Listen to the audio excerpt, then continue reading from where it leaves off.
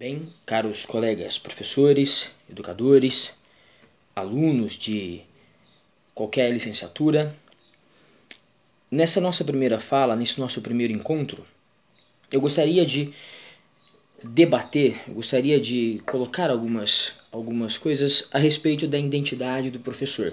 Ou seja, o que é ser professor hoje, o que significa adotar para si esse papel, esse ofício, essa profissão de ensinar, de lidar com o aluno, seja ele aluno do ensino fundamental, do ensino médio ou do ensino superior. A gente prepara esse aluno para quê?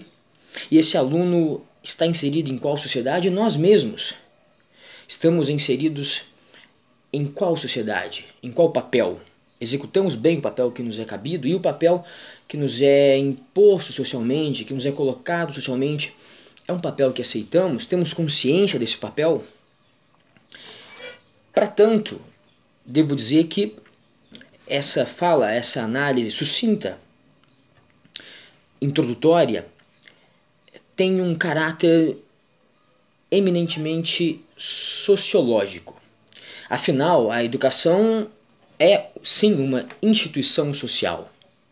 E uma instituição social que é responsável por produzir e também preservar e transmitir não só saberes, mas também fazeres e valores. Ou seja, passa pela educação a produção, a preservação e também a transmissão de fazeres, ou seja, de ofícios, de profissões, de técnicas, de tecnologias, mas também passa pela educação a função de aproximar o aprendente, aproximar o aluno da sabedoria, do saber. Saber entendido como viver bem em civilização, viver bem em sociedade, conviver bem.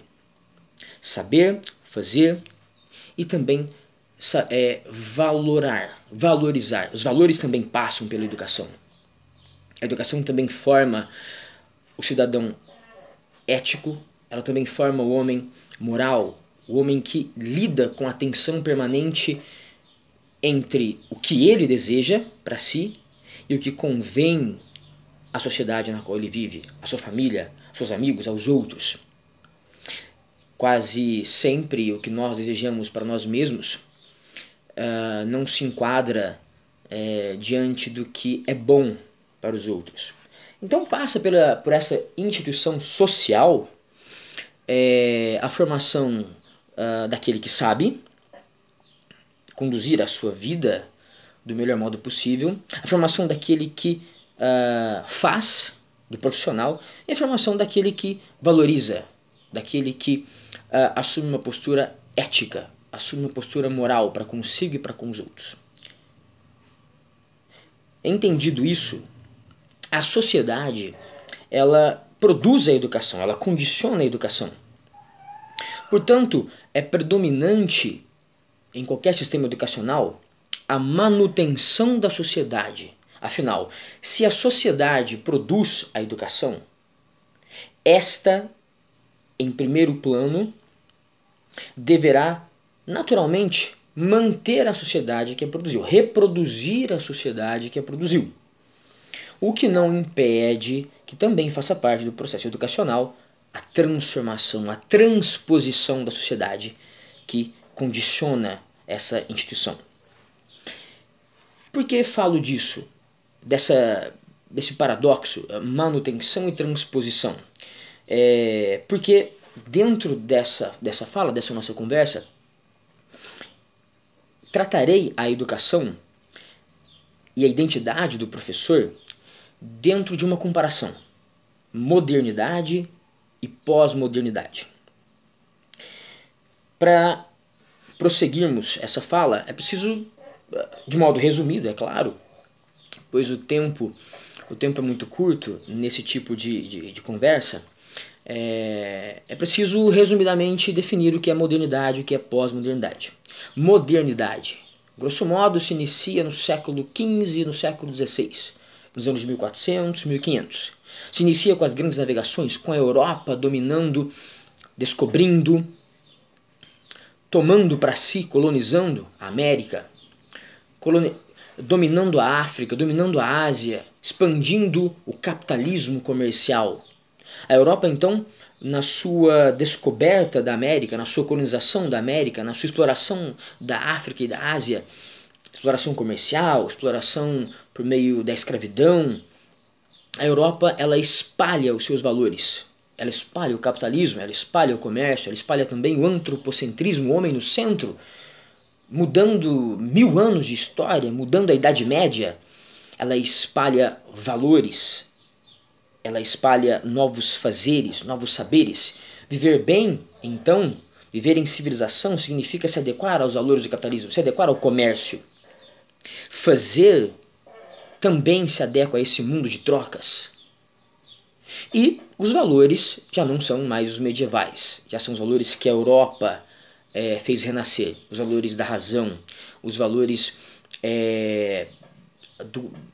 do racionalismo do homem como o espaço onde as respostas são encontradas. Não mais Deus é o espaço central onde essas respostas são encontradas para a nossa existência. Agora é o próprio ser humano. Modernidade é isso. A modernidade sepultou Deus. Sepultou Deus como aquela instância para a qual o homem pedia soluções, para a qual o homem buscava a si mesmo. A modernidade sepultou Deus e elegeu para o seu lugar a razão.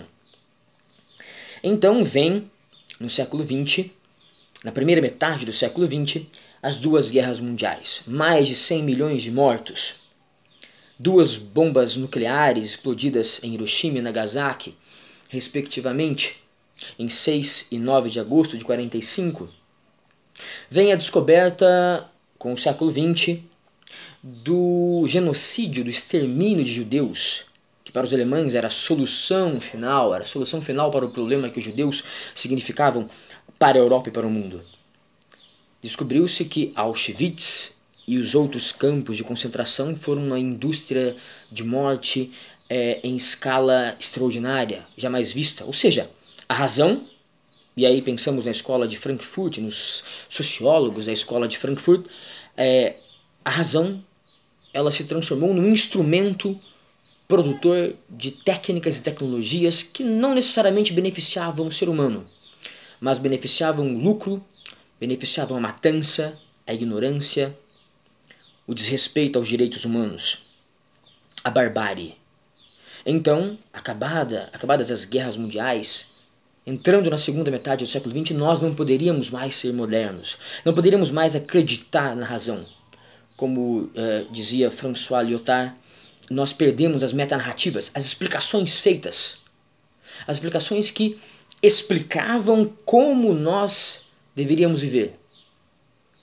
Se na Idade Média e também na modernidade vivíamos sob a égide, sob a perspectiva do juízo final, de uma história que começou com a expulsão de Adão e Eva do paraíso, de uma história em que nós somos pecadores, e de uma história que terminaria com o juízo final, na modernidade e até o século XX vivemos acreditando no progresso, na razão, na indústria, na civilização, que gerou as guerras mundiais, que gerou 100 milhões de mortos, que gerou barbárie, sangue.